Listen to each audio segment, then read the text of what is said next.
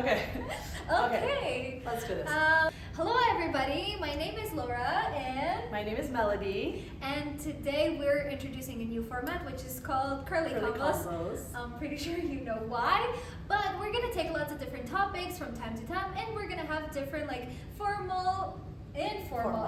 informal, genuine conversations with you, discussing the topics and discussing different questions. And now today, as the Women's International Day is approaching, we decided that we would take a few questions, but not the cliche ones actually. We're gonna take a few interesting questions connected to women and to inspiration and empowerment, and we're gonna discuss them separately and together. Okay, so I would say that the first thing that we need to be aware of is to not compare one another and to not gossip. These are the two things that I think women, we inadvertently do since we're little girls. We gossip about our friends if we're frustrated, and we compare ourselves to our friends. And I think those are sort of natural things that you do when you're younger. Maybe you see your mom do it. You've sort of you've learned to do that, but I think it's nice to take a step back and realize when you're venting as opposed to when you're gossiping just to gossip, because that could be toxic. I'm not saying you can't express yourself, but I think to make it a hobby to gossip about other women in your life is a toxic thing. With the comparison thing, I think we are all individuals, we all have unique qualities, and we all have our own lane, and we don't need to be competing against one another. Absolutely. I would add a few things to that. I would say my most favorite thing in this world is complimenting people. And it's not only about women, you can compliment every single person. When I'm looking at somebody, my first reaction is find something good to say to them, because there have been so many times where one compliment has made my day, and even if it was terrible, it sucked, 99% it sucked, I remembered also that one compliment that made me smile, made me feel confident, made me feel good about myself. And what I've seen that women usually struggle with is the fact that they want to compliment and get a compliment back, which I think is so natural and so sweet. Everybody has their own uniqueness, their special, beautiful thing about themselves, whether that's a personality thing or a visual thing. They always want to hear about that, and I feel like that could be a great way to support each other. Daily. That's something that you can start doing from this moment on. That's not something that you have to plan for a long time. Just to have that practical thing in your mind, to always be aware of oh yeah, I'm seeing a woman, what can I say something good to them, and then I would get it back, so that they also change their mentality about you. You're not a competition, you're not a comparison. No, you're just coexisting together and being beautiful, unique, special together. So I would say believe in yourself a little bit more. I think when I look back on photos of myself, or I think of myself in my 20s, I see such a shiny, beautiful young girl, but I didn't always feel that way. And I would say really to just believe in yourself and to really take your unique qualities and let them shine. I think we're always trying to fit in. I was always trying to fit in, and as I've gotten older, I've realized it's such a gift to stand out. So I no longer try to fit in. So I would say, don't try to fit in. Just be who you are unapologetically. Well, it's such a good piece of advice, and I feel all of us feel like that from time to time, going through life, specifically at school. I've always tried to fit in. I was trying to be like all the people, all the girls, and I was okay, so they will accept me if I'm like this and if I'm like that, and I feel that's okay, because you go through that development and stuff, but it's also important to realize that you should keep that uniqueness and be proud of the fact that you are different, that you have something that makes you special and makes you feel that's something mine, that's a personal thing that I'm doing, and maybe somebody else can't do it or doesn't do it. And I don't know, that's the beauty of it. And if I had a conversation with my younger self, I feel I would say that I should feel more empowered, because I wouldn't say that I'm in the ideal self right now, but I like myself a lot more right now than I did in the past. I would feel I have to feel more empowered with myself, because there's lots of things that I'm doing and that I should feel proud of myself. I am very self-critical when it comes to myself, and I'm okay, but I'm not doing this, I'm not doing that, I'm not doing that either. I should be doing all of those things. But I should also feel empowered with the things that I'm doing. Like I'm doing so many things at the same time, and I feel like men as well, but also women are expected to do so much. Like they have to be brilliant in the house, they have to be brilliant at work, but at the same time not to also feel the judgment coming from others, like, right, so you are a woman, you are like this or like that, so we're not going to get into those topics. But I feel like for you have so many roles, and just the fact that you have so many roles and you have to accomplish certain things in all of those roles, and the fact that you've already done so much in all of them should make you feel empowered. And yeah, I don't know if you also feel that strong. Yeah, and I think it also kind of depends on the society that you've been raised in. I think there's certain societies that speak of empowerment, and then there's other societies that don't empower women. And I think it's important to take on that empowerment from within, because we've both been raised in kind of different societies. Like I was raised in Bay Area, San Francisco area. You were raised in Yerevan, and we've both gotten very sort of different messages. And yes, the internet sort of reunites us, but I think at the end of the day, that empowerment has to come from within, because we could even have women around us that don't empower us. We can have friends around us that don't empower us. And I think to put that responsibility onto someone else is a lot of pressure. But I think that when you find your own voice and you start knowing who you are, you start really getting into who you are as a person, and you empower yourself, I think that's the most powerful kind of empowerment. Yeah, absolutely. And that's a very useful skill to have, because you don't always concentrate on getting something from somebody, and you're not always expecting somebody to do something and then you're like, oh, I'm disappointed because somebody didn't do this or that. It's both like true for inspiration, for empowerment, for anything that you want to do in your life. Like depending on yourself, but also it would be a great plus, like additional bonus if you're getting that empowerment from the people around you, and that would be an incredible thing if you actually have it. But if you don't have it, then having yourself, being there for yourself and empowering yourself daily would be an incredible gift and skill to master also. So this is going to sound ironic, but I went through a really bad breakup about 5 years ago, and it was the lowest I think I'd probably been in my life. But right after that, picking myself up and really learning self-love, really learning how to protect myself, the lessons that I learned from that relationship really gave me such strength. And they always say that you learn the biggest lessons from the hardest times of your life. And that spoke very true to me, because had I not gone through that experience, I don't think I would have been catapulted to that self-love and self-worth that I felt. I'd say, I went to therapy after that. I worked on myself. It wasn't overnight. But I would say because of that experience, I have so much more self-love and self-worth, because I went through something really hard and allowed someone to treat me bad, that I was able to look in the mirror and say, I will never allow anybody to take something away from me anymore. And that really gave me sort of like self-preservation. So I would say now is the strongest I've ever felt, because of going through a really, really bad experience. So I am actually grateful for it now in retrospect. Yeah, that's really empowering, and I feel like I've had those moments in my life as well, where a certain relationship, whether it's a romantic relationship or a friendship, has made you feel that way, that you're like, okay, so I'm really grateful that I've had that experience, and that's a really good skill to have, to be like, oh yeah, I'm grateful for that. It's not like, oh yeah, why did I have this? Why was it me that had to go through all of those things? Right.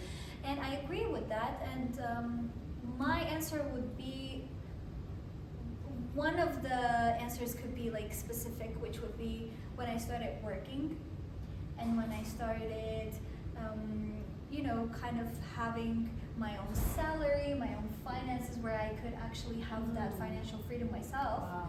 I feel like I felt really, really strong after that, because I felt like I could put my actual knowledge into something and get that kind of a reward. And it's not all, like about money, about the material things, but it's about being secure and knowing that sometimes you can go ahead and buy a gift for your loved one, and not just go and be like, Mom, can you give me money so that I can buy a gift for you later on?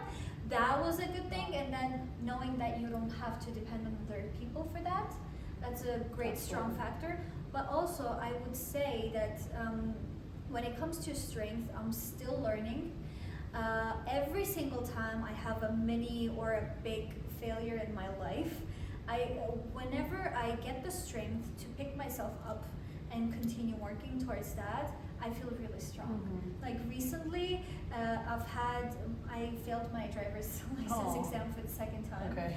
And it was, for me, like it's nothing too big, but it was a big hit for me because I was really burnt out, a lot of the things weren't working out, and it felt like it was yet another failure in my life.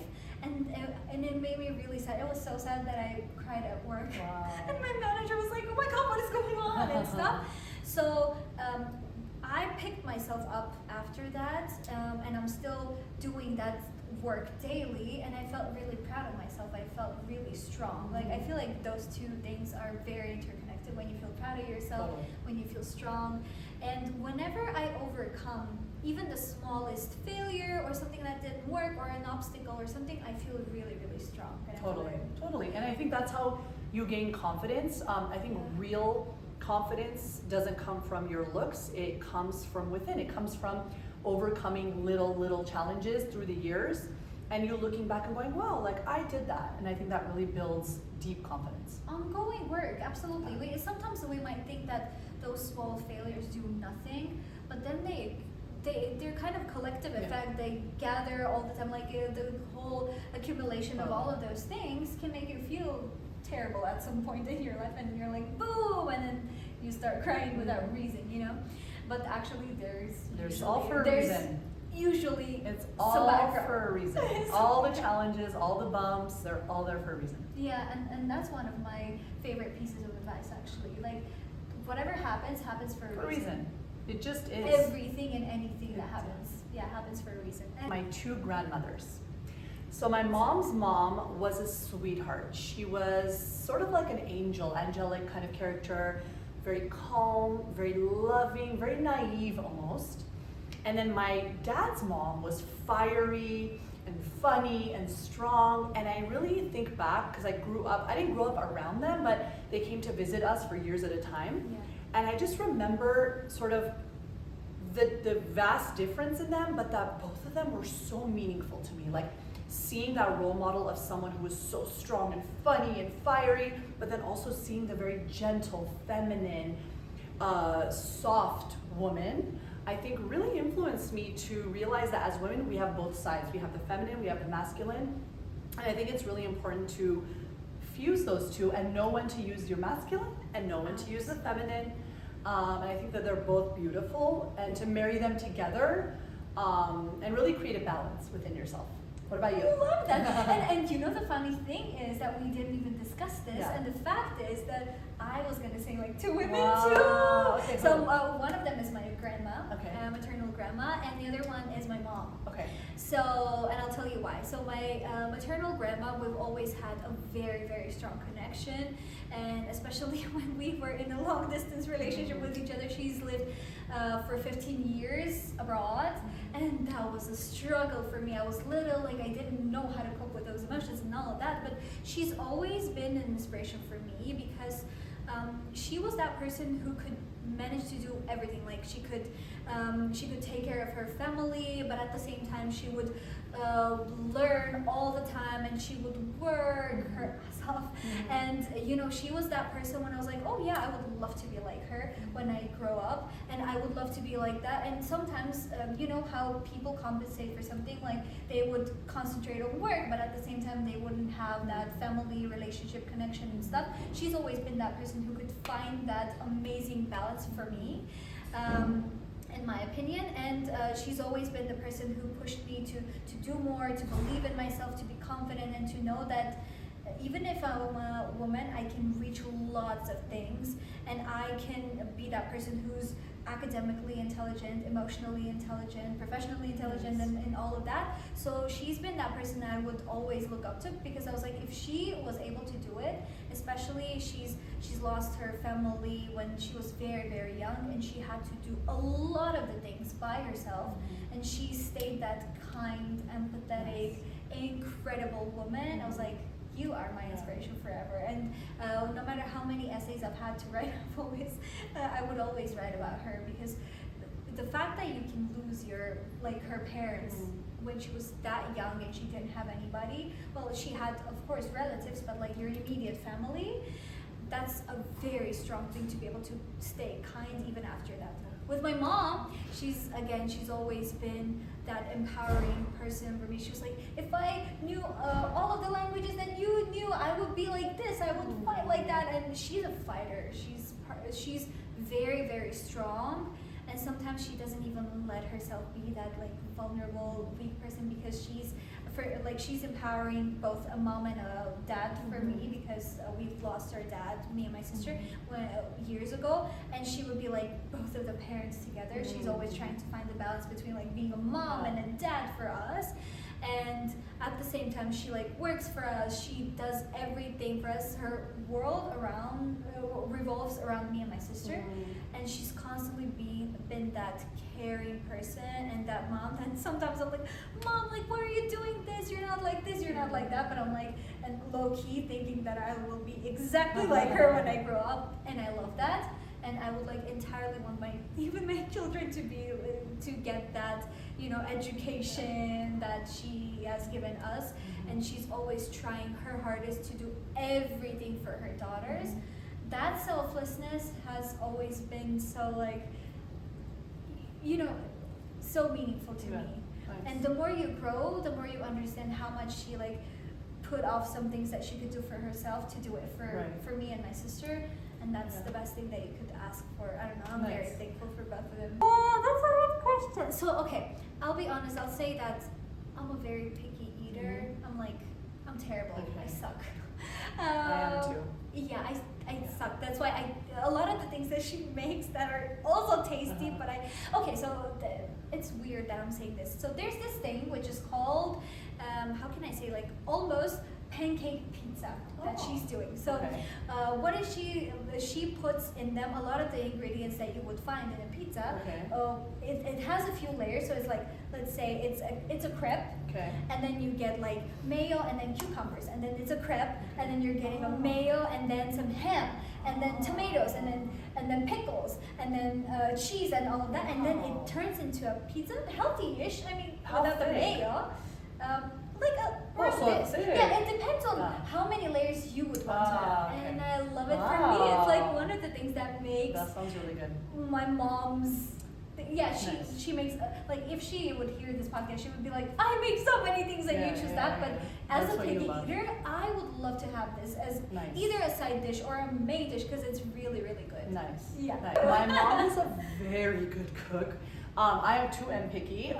Before I kind of stopped eating a lot of meat, I loved her chicken. She would make chicken kebab. Oh my God, this woman knows how to barbecue better than a Hayastansi man. I swear. She would go to the the garage, and so that's used to be my favorite. Mom makes a really good bamie, a stew with bamie and vegetarian.